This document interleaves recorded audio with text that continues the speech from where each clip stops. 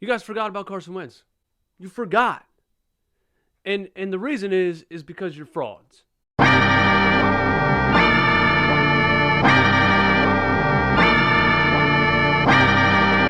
Third and 10. It's only a three-man rush. Still pressure. Wentz just going to air it out. Going way deep down the field. He's got it. Touchdown.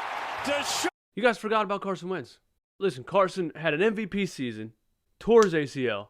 Nick Foles came in, took over, took us to the Super Bowl. And yeah, that was magical and everything. But when that was going on, you guys were saying, we need to trade Wentz. We need to trade Wentz. I can't believe they're going to keep Wentz over Foles. Foles took us to the Super Bowl. Wentz came back the next year, and of course he was a starter, and you guys were mad about that. He didn't have a superstar type of year because he was coming off of an ACL injury, and it takes a while to not just get back physically, but mentally back into playing the way that he was playing. You switch that fast, bro. You forget, and you switch that fast. I was never really high on Carson Wentz. You know? I just don't see it, man. I just don't think he's elite. You know what I mean? That's what I'm saying. Like, I just don't think he'll ever be like elite. He was elite. Tore his ACL.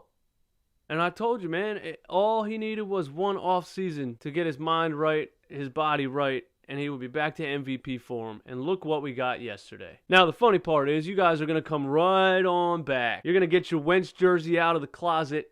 You're going to come right on back, and you're going to act like you never said any of that stuff. You're SportsCenter watchers. That's what you are. You watch the highlights on SportsCenter, and you see some guy in a suit and tie sitting here saying, I think the Eagles should trade Wentz and keep Foles because Foles won them a Super Bowl. And you're like, yeah, that's what they should do. That's what they should do what that guy in the suit on TV said. Yeah, there's fair weather fans everywhere in every sport. You're going to come right on back. The Eagles beat up on the Redskins a little bit week one. Started out super slow, super sluggish. Defense looked horrible. The secondary looked terrible. Wentz was not letting the ball fly in the first half, but really he was just warming up. That's all it was, man. The guy didn't play in the preseason. The end of last year, he didn't play. I honestly would have expected him to take like 2 or 3 games to look up to par, which is why we had to trade Foles in the first place, because if Carson Wentz made one mistake, you guys were going to be in the stands holding up, we want Foles signs. It only took him the first half of week one to warm up. He looked at what he was doing. He came out the second half, and boom, he started letting the ball fly. Deep to Deshaun Jackson, hitting Alshon Jeffrey on the out patterns, painting the sideline, hitting the middle of the field, scrambling out of the pocket, extending plays, making superstar plays. Shades of 2017. Here we are. Carson Wentz is back. He's back to form. He's healthy. He's playing the game free, letting the ball fly. Let's move on to the run game. Now, I know you guys got mad when I made that video saying that Miles Sanders is the #1 back. Guess what? I was right. First 4 snaps of the game, who's on the field? Miles Sanders. Why?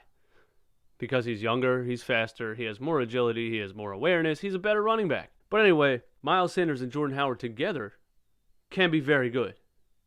And when you have those 2 running backs, nobody else should be on the field. No other running back should see the field. The occasional Darren Sproles pitch play to the outside, whatever, fine. But I told my sister this the other day in a Facebook comment. I said, don't worry. Deuce Staley will still put Sproles in the game on 3rd and 1. He'll still put Darren Sproles in the game on 3rd and 1. And in the first half, guess what happened? Corey Clement and Darren Sproles are on the field on 3rd and 1. With Jordan Howard on the bench and Miles Sanders on the bench. Listen, I would go with Jordan Howard in that situation. I mean, that's the obvious thing to do. He's the power back. 3rd and 1, right up the middle, get it done. He puts Corey Clement on the field. What? Bro, if Wendell Smallwood was still on this team, he'd probably put him on the field too, because we got this mentality that we're like coaching a midget football game, and everybody has to get a fair chance. Put the best player on the field. Put Corey Clement on the field, bro. Come on, man. Ridiculous. Deshaun Jackson's return to Philly couldn't have been any better. I mean, he was just burning people down the field the entire second half. It looked like they had no answer for him. I don't know if they forgot who he was. I don't know if they didn't read the game plan. They didn't even know he was playing today. Like, I don't really know what the Redskins secondary was doing. They were doing everything except guard Deshaun Jackson down the field. He had 2 50-yard touchdowns in the same game. If I was a Redskins fan, I would have been so beside myself and out of my mind, because that's just unacceptable. Like, look at some of the plays, man.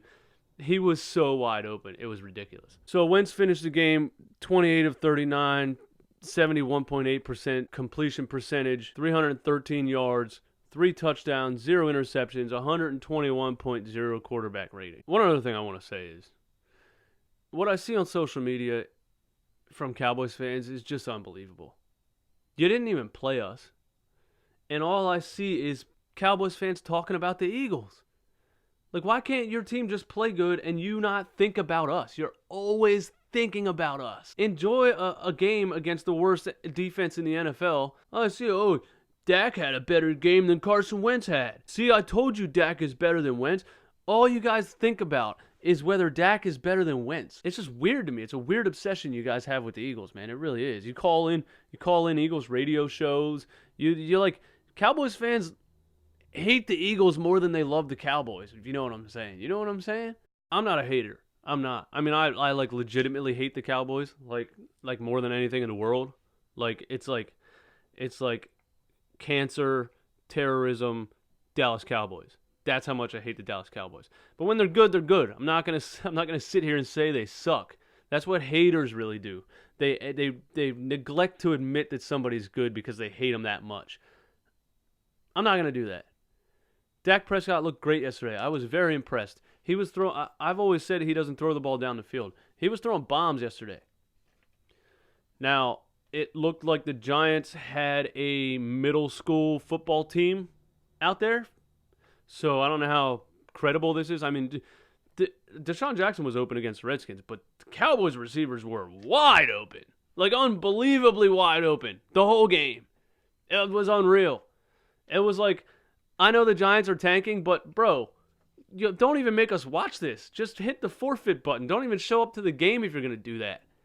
They weren't trying at all. So Dak finishes the game with 25 of 32, 405 yards, 78% passer rating, 4 touchdowns and 0 interceptions. And good. But it was also against probably the worst defense in the NFL. They came into the season ranked 24th.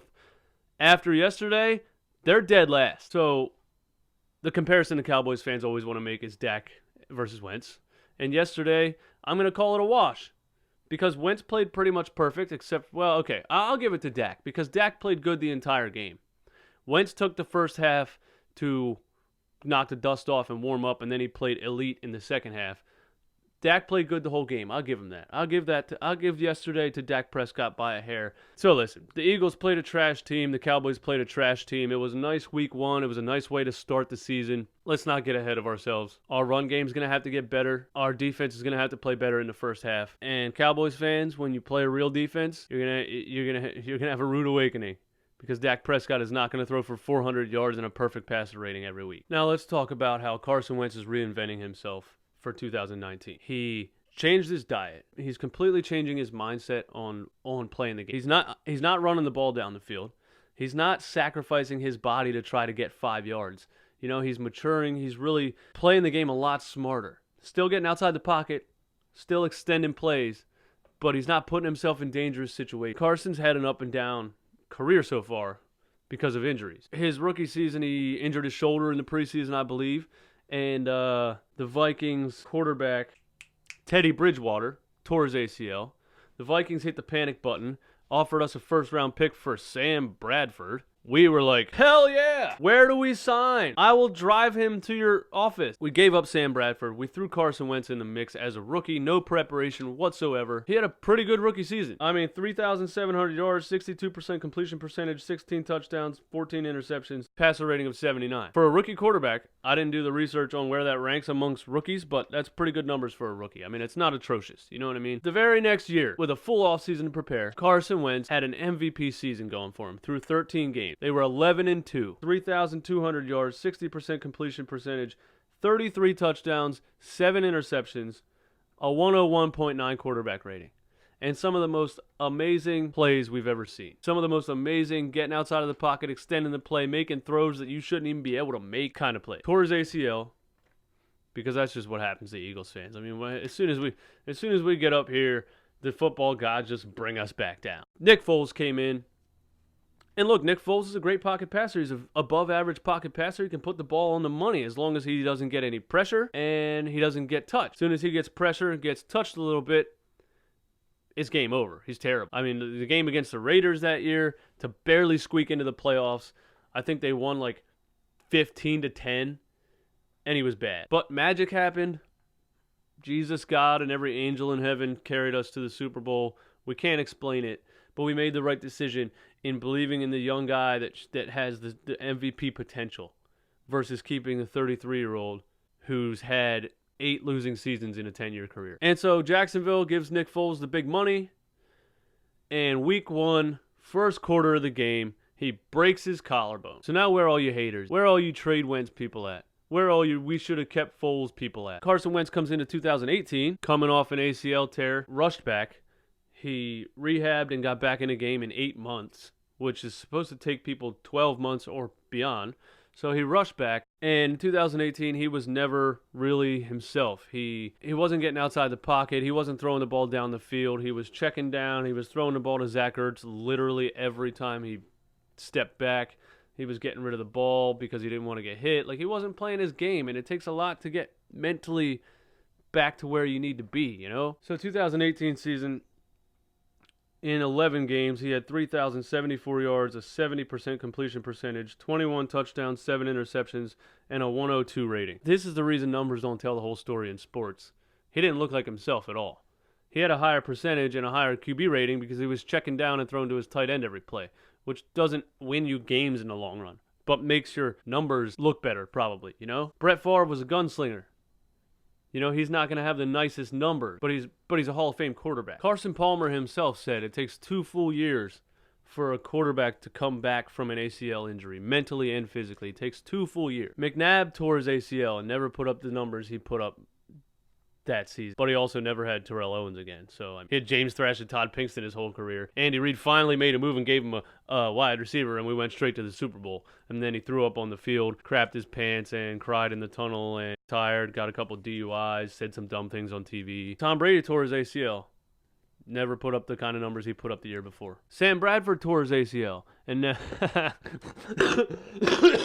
oh, I just said Sam Bradford's name, and I almost choked and died. But anyway, Carson's numbers were better the year that he was playing more reserved after his ACL tear. His numbers were technically better as far as passer rating and completion percentage, which brings me to my point. This tweet from Will Kane. Will Kane is not just the most annoying sportscaster of all time, maybe behind Colin Cowherd. They hate Philly sports. They absolutely hate Philly sports, and it shows on their face. It's disgusting. It's annoying. It's horrible. Here's the tweet Will Kane put out, strategically showing certain stats that make Dak Prescott look better than Carson Wentz. And look at your team wins is, first of all, not a quarterback stat. Completion percentage and QBR. All of those stats on Dak's side are strategically put there because he didn't throw the ball down the field last year. This guy was just sitting back here throwing screen passes, little 3-yard outs, slants to his tight end, screen pass, slant, screen pass, slant, check down. Of course you're going to have a higher completion percentage when you don't throw the ball down the field. And of course you're going to have more team wins when one of these quarterbacks tears his ACL. It's just strategic statistics to make it look like Dak is better than Wentz, when everybody that knows sports, everybody that watches and really has their eyes on the game, really knows who the better quarterback is. So I figured I would compare the two in a year when they both played and they were both healthy, and that was 2017. And Carson Wentz, here's the stat that Will Kane doesn't talk about, is yards per completion, because Dak Prescott is the check down king who didn't throw the ball down the field. Carson Wentz in 2017, 12.4. Dak Prescott 2017, 10.8. Carson Wentz yards per game in 2017, 253.8. Dak Prescott yards per game in 2017, 207.8.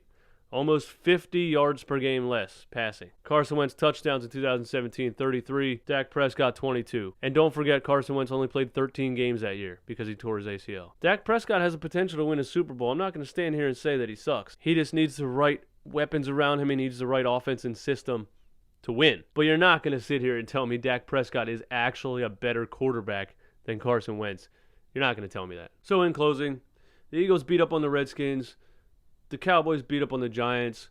We both played crappy teams. We're 1-0. It's a nice way to start the season. I'm loving it, man. I'm loving the Eagles' run game, aside from Deuce Staley putting Corey Clement on the field for no reason. I'm loving their run game. Their receiving core is stacked. Deshaun Jackson, Alshon Jeffrey, Nelson Aguilar, Zach Ertz. I mean, it's unbelievable, man. And if our defense can play the way they've played the past couple years and have one of the best rush defenses in the league and have a solid secondary that can lock people up, and Carson Wentz can play at an MVP level like he played yesterday, the second half of yesterday, possibilities are endless for this team. I'm not going to say it. I'm not going to say the words. But the possibilities are endless. Let me know what you guys think in the comments. Let me know if you agree, if you disagree. If you don't follow this channel yet, hit the subscribe button. All we do is talk Philly sports. Join the Run It Back Army. My name is DJ Eastwood. Peace.